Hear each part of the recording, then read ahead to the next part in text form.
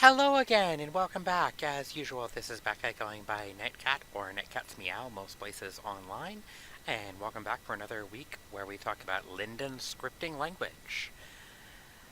Now, after last week's little bit where I went through and addressed script problems with a specific individual from my Discord group, it kind of gave me the idea of that I should do a few more specifically targeted videos, some of which can be lead-ins to longer lessons, some of which are just sort of a common problems kind of thing.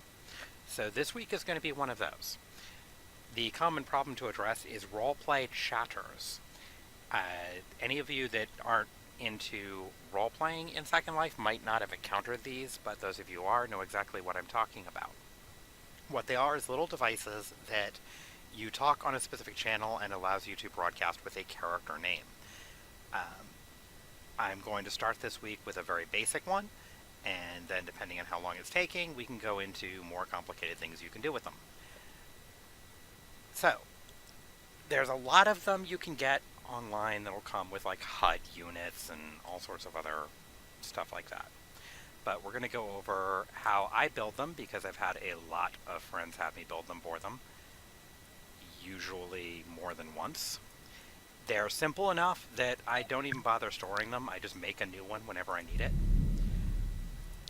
And this video will help those friends, or any of you out there, learn to make them for yourself. So the first thing you're going to want to make sure it can do is that it can listen for you. So LL listen. I personally like to use channel 2. The second part is what it is you're listening for. We can leave that blank. The next part is a key to listen for. Get owner, we'll make sure it only responds to you. And the last part is the message, which we need to leave open so it will accept anything.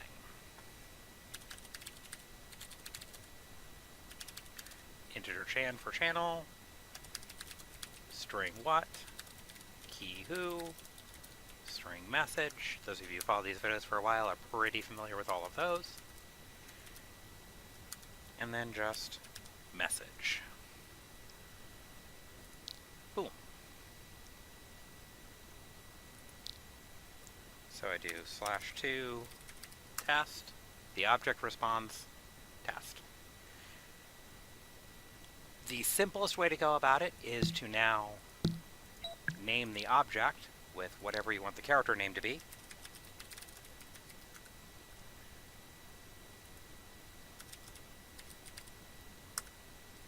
Now it says, Wandering Cat says, test. And you look back up at the chat log, you literally only see the messages there. Now, personally, I don't know about you, but when I'm building RP avatars, I tend to fill them up rather... I have a tendency to wind up getting them very filled up. So, what I would then do is, so that I can drop this in anything I'd like to, string name equals Wandering Cat. And here, name, whoops.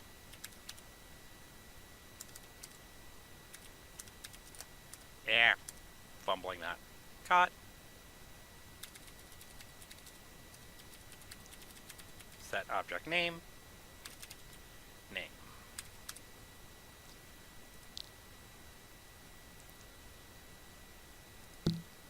Now this way I can drop the script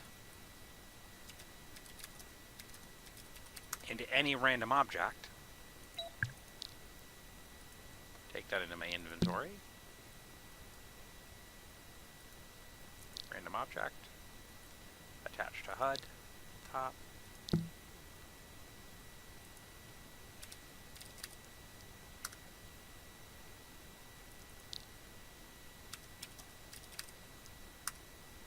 There we go. Speaks as Wandering Cat. Test.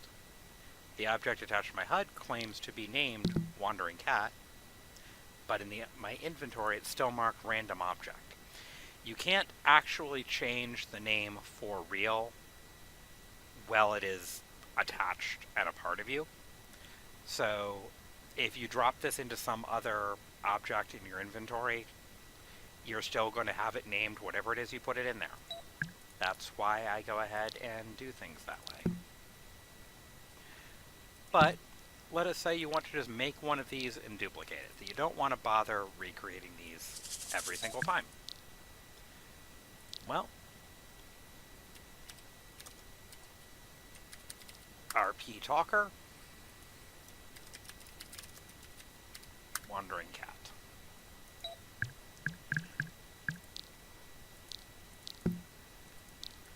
Now, we don't need that anymore for this version. Set object name, get object description.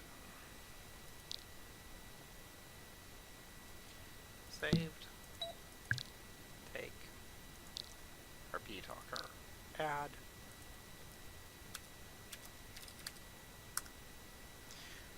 Still spits out Wandering Cat task. You look at it on me, still has Wandering Cat, and there it is marked RP Talker. That is just a simple way to create one of these. Bing, boom, done.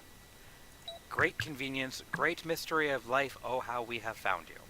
But there's a few other things that you can actually learn from how we did this that may be of interest depending on what it is you're trying to do. One of them, we'll use the random object version here. Oops. Attach to make that nice and stupidly visible. I welcome your jokes, your very Charlie Brown, 70s jokes about me being a blockhead. You saw all those little swirly particles around me? That will happen anytime that an object in world speaks something into open chat. Doesn't matter what it is. It will always do that. If you attach it to the HUD, however, you don't wind up seeing any of that. You see what you've seen before, just the outward chat.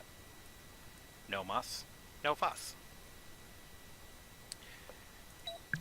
If you're in a particularly deep RP environment and you need to differentiate, you need to have the option of stuff communicating in close range, then what you can do is set up a secondary listen.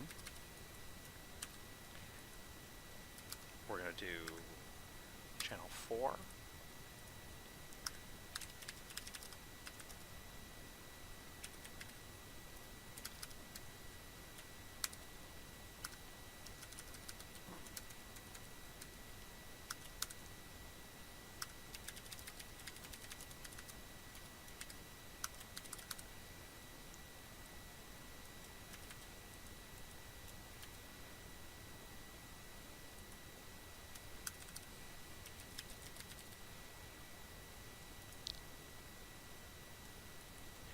That will give you, Whisper will give you a reduced range.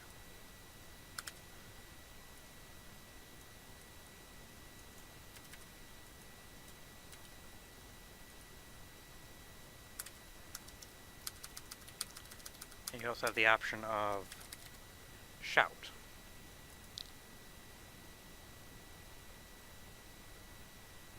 Those give you your 3 different ranges. So /3 test. Shout also gives you bold.